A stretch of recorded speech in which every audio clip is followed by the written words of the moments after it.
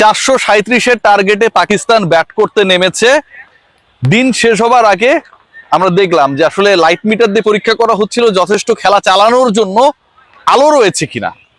2 over Pakistan bat করেছে ওই 437 টোপকে জেতার লক্ষ্যে। যেই 2 ওভারের প্রথমটা করেছেন তাসকিন আহমেদ রীতিমতো আজানকে কাঁপিয়ে দিয়েছেন।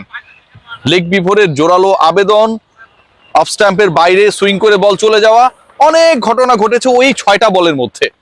শরীফুল পরের ওভারটা করেছেন, সেটাও বিধ্বংসী ভয় জাগানিয়া। পাকিস্তান রীতিমতো কাঁপছে ঠিক যেমন করে এই যে আমার এখানে কাভারটা দেখছেন না, যেভাবে কাঁপছে ঠিক সেই স্টাইলে। বাংলাদেশের বিপক্ষে পাকিস্তান যেই রানের টার্গেটে ব্যাট করতে নেমেছে তাদের অতীত অন্তত তাদের সেই কনফিডেন্সটা দেয় না যে তারা সফল হবে। টিম টাইগার্সের এগেইনস্টে পাকিস্তান সর্বোচ্চ রান চেজ করে জিতেছিল, সেটা হচ্ছে 260, সেটাও মুলতানে সেই প্রস্তর যুগে। আর এই পাকিস্তান, ভাঙাচোরা পাকিস্তান, এলোমেলো পাকিস্তান, তারা বাংলাদেশের দেয়া 437 টপকে যাবে। মুশফিকের অসামান্য অনবদ্য কিংবদন্তি তুল্য ইনিংসকে টপকে পাকিস্তানি কোনো ব্যাটার তাদের দলকে জিতিয়ে দেবে, সেটা বিশ্বাস করার কোনো কারণ নেই। আজকের সারা দিনের শেষের হাইলাইটসটা বললাম যে ওই 2টা ওভার 12টা বল পাকিস্তান রীতিমতো গ্রাউন্ড কাভারের মতো কাঁপছিল। শুরুটা যদি বলি, সেখানকার আলোচনায় আসে কে আসলে আলোচনায় আসে, মুশফিকুর রহিম নাকি লিটন কুমার দাস? দুজনের আলোচনাটা একটু ভিন্ন ধর্মী। মুশফিকুর রহিমকে নিয়ে আলোচনা হতে পারে, ওই যে বললাম মহাকাব্যিক 137। কেন মহাকাব্যিক? কারণ এই 137 এই শতকটা তাকে বাংলাদেশের হয়ে এককভাবে সর্বোচ্চ টেস্ট সেঞ্চুরির চূড়ায় নিয়ে গেছে। এই সেঞ্চুরি করার পথে তিনি 16,000 আন্তর্জাতিক রান করেছেন। অনেক হিসাব নিকাশ আসে মুশফিকের এই শতককে মহিমান্বিত করার জন্য। লিটন কুমার দাস 69 রানের ইনিংস খেলেছেন, পাকিস্তান ঠিক তখন করছিল হাঁসফাঁস। যে লিটন আগের ম্যাচে 126 করেছেন, আগের ইনিংসে ইনফ্যাক্ট, এবং সেই ইনিংসে 126 করে লিটন বাংলাদেশকে একটা স্মার্ট অবস্থায় নিয়ে যাবার পর টিম টাইগার্স 46 রানের লিড পায়। আজকের অপেক্ষা ছিল সবারই লিটন যেন ব্যাক টু ব্যাক ইনিংসে শতকের দেখা পান। মুশফিক আলোচনায় শতক করে, লিটন আলোচনায় শতক করতে না পেরে, লিটন আজকে যেভাবে খেলেছেন, যেভাবে সবচেয়ে টাফেস্ট সিচুয়েশনকে হ্যান্ডেল করেছেন, সবচেয়ে কঠিন সিচুয়েশন কোনটা ছিল? দিনের প্রথম সেশন, এবং সেখানটায় শান্ত মুশফিক আর মাত্র 5 রান যোগ করেই বিচ্ছিন্ন হয়ে যান। শান্ত আউট লেগ বিফোরের ফাঁদে পড়ে। এরপর লিটন কুমার দাস মুশফিকের সাথে 88 রান যোগ করেন। এই 88-48 লিটনের প্রায় 80 স্ট্রাইক রেটে যেভাবে ব্যাট করেছেন, পাকিস্তানি বোলিং ডিপার্টমেন্টকে যেভাবে জাস্ট তুড়ি মেরে উড়িয়ে দিয়েছেন, সেটা কনফিডেন্স হয়ে বাংলাদেশের ড্রেসিং রুমে গিয়ে পড়েছে।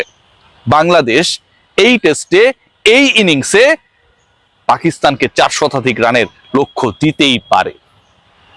লিটনের আজকের এই ইনিংসটা তাকে আরেকটা জায়গায় নিয়ে গেছে। বাংলাদেশের কিপার ব্যাটার হিসেবে 3 বার আবারও বলছি শতকের পরে অর্ধশতক করেছেন, যে রেকর্ড আর অন্য কারণেই। ব্যাটসম্যান হিসেবে এই রেকর্ডটা রয়েছে তামিম ইকবালের, তার সাথে ড্র করেছেন। সেঞ্চুরি পেলে নাজমুল হোসেন শান্ত এবং মমিনুল হকের সাথে আবার একটা জায়গায় মিলে যেতেন 2 ইনিংসে সেঞ্চুরি।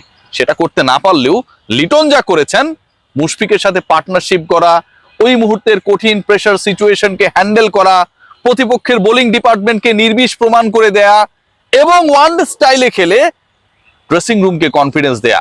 বাংলাদেশের আজকের ম্যাচের ব্যাটিং হাইলাইটস অবশ্যই মুশফিকের পাশাপাশি লিটনের সেই দৃষ্টিনন্দন ইনিংসটা।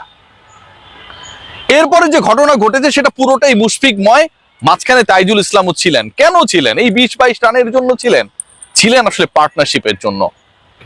সিবুয়া তার টেস্ট ক্যারিয়ারের 4000+ রানস করেছেন ওই টেলের ব্যাটারদের নিয়ে, শেন ওয়ানদের নিয়ে, ম্যাকগ্রাদের নিয়ে। এই আলোচনাটা প্রায়ই হয়। বাংলাদেশের ওই টেলের ব্যাটাররা যদি বাংলাদেশের উপরের কারোর সাথে জুটি করার ক্ষেত্রে বড় রোল প্লে করতে পারে, আত্মবিশ্বাস দিতে পারে, আমার কাছে মনে হয় তাইজুল ইসলাম অন্যতম নাম। প্রথম ইনিংসে যখন লিটন কুমার দাস 2 রানে অপরাজিত ব্যাট করতে নেমেছিলেন, তাইজুল ওই 20-22-এর কাছাকাছি একটা ইনিংস খেলেছিলেন, কিন্তু লিটন করেছিলেন 126।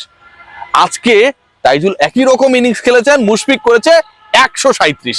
এই যে পার্টনারশিপ, সপ্তম উইকেটে 77 রানের পার্টনারশিপটা বাংলাদেশের ইনিংস কনফিডেন্স জয়ের ভিত্তি বিল্ড আপ করার ক্ষেত্রে বিশাল রোল প্লে করেছে, যেখানটায় তাইজুল সঙ্গ দিয়েছেন কিংবদন্তি মুশফিকুর রহিমকে। আজকের এই ম্যাচটা আমার কাছে মনে হয় আজকের এই ইনিংসটা বাংলাদেশ দেখিয়ে দিয়েছে। আমরা খেয়াল করে দেখবেন গ্র্যাজুয়াল ইমপ্রুভমেন্টটা কত।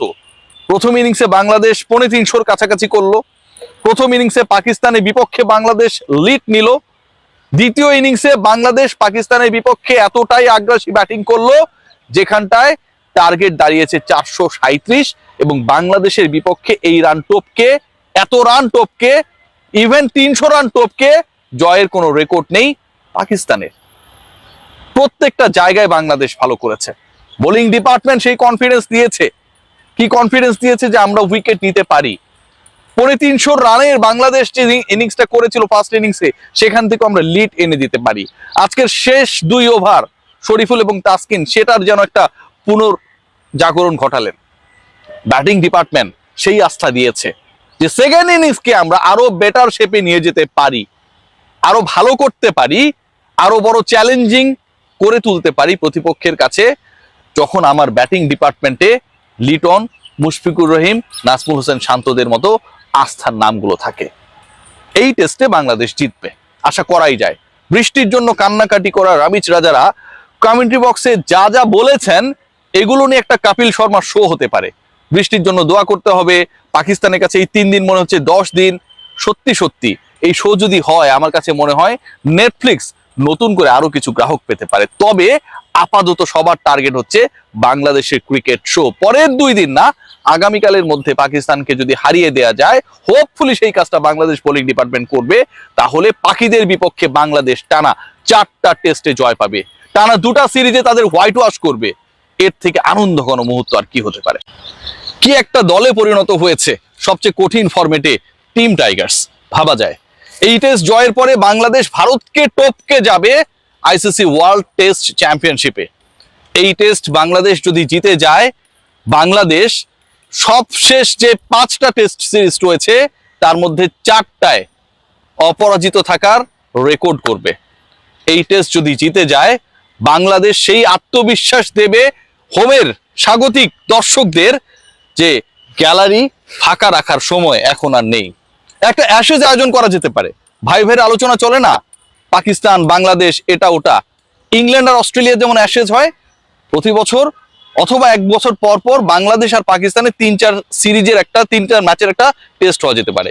অ্যাশেজের মতো করে বাংলাদেশে যদি পাকিস্তান এবং বাংলাদেশের টেস্ট সিরিজ আয়োজন করা হয়, ওই তকমা লাগিয়ে আয়োজন করা হয়, বিশ্বাস করুন আর নাই করুন, সেখানটায় টপ ফেভারিট থাকবে টিম টাইগার্স, আর গ্যালারি নিশ্চয়ই ফাঁকা থাকবে না।